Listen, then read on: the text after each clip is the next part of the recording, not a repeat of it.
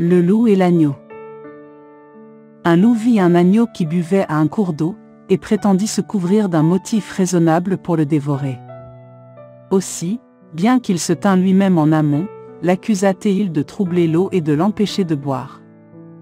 L'agneau répondit qu'il ne buvait que du bout des lèvres, et que d'ailleurs, il lui était impossible, en aval, de rien faire à l'eau qui coulait au-dessus de lui.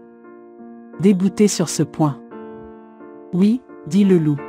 L'an passé, tu as insulté mon père.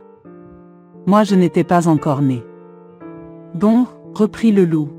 Tu peux avoir toutes sortes de bonnes raisons, moi. Cela ne m'empêchera pas de te manger. On le voit, auprès de qui est résolu à l'injustice, les plus justes raisons sont sans force. Fable d'Ésope.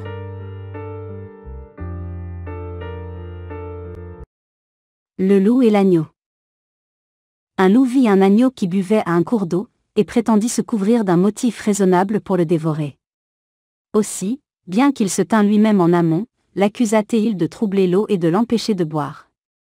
L'agneau répondit qu'il ne buvait que du bout des lèvres, et que d'ailleurs, il lui était impossible, en aval, de rien faire à l'eau qui coulait au-dessus de lui. Débouté sur ce point. Oui, dit le loup. L'an passé, tu as insulté mon père. Moi je n'étais pas encore né. Bon, reprit le loup. Tu peux avoir toutes sortes de bonnes raisons, moi. Cela ne m'empêchera pas de te manger. On le voit, auprès de qui est résolu à l'injustice, les plus justes raisons sont sans force. Fable d'Ésope.